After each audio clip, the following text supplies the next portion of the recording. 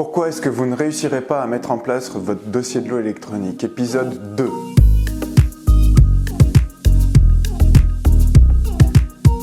La première raison de l'échec des projets de dossier de lot électronique aujourd'hui, c'est sûrement qu'ils sont imaginés beaucoup trop ambitieux. On rêve tous de voir fonctionner nos usines avec un dossier de lot électronique qui va récupérer les données dans les équipements, qui communique avec le QMS, avec le LIMS, etc. Le problème de cette grande ambition, c'est qu'on part tout de suite sur des projets beaucoup trop complexes. Ce qui veut dire beaucoup de risques, beaucoup de contraintes, beaucoup d'impacts à identifier et beaucoup de charges à évaluer.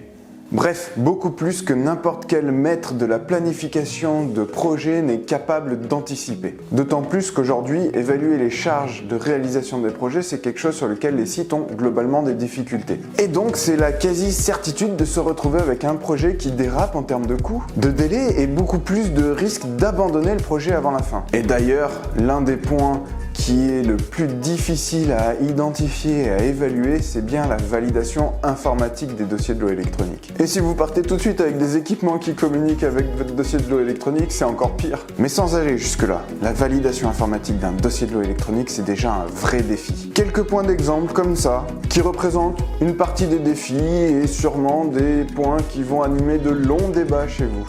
Demain, en production, si vous avez plusieurs opérateurs qui travaillent sur la même étape de production en même temps, comment est-ce que vous allez gérer les accès concomitants? Chacun a ses propres accès, sa propre tablette et remplit le dossier de lot dans son coin? Comment être sûr que l'un n'écrase pas les données de l'autre? Ou alors, à chaque fois qu'un opérateur doit renseigner une donnée, il doit s'identifier, ça veut dire saisir son login, saisir son mot de passe pour chaque donnée? Et si votre système tombe en rade, comment est-ce que vous allez gérer les données brutes issues de vos équipements? Bref, il y a plein de sujets comme ça à anticiper en termes de validation, mais pas que, aussi sur la documentation, sur les process. Un beau défi. Si vous avez envie d'aller plus loin sur ce sujet, rendez-vous dans la prochaine vidéo. Alors n'oubliez pas de vous abonner à la chaîne YouTube ou de nous suivre sur LinkedIn pour être informé de quand est-ce qu'elle va sortir. Et si vous avez trouvé cette information intéressante, n'hésitez pas à liker cette vidéo ou à la partager, ça nous aide vraiment beaucoup. À très vite pour une nouvelle astuce pour rendre la qualité plus efficace sur les sites de production.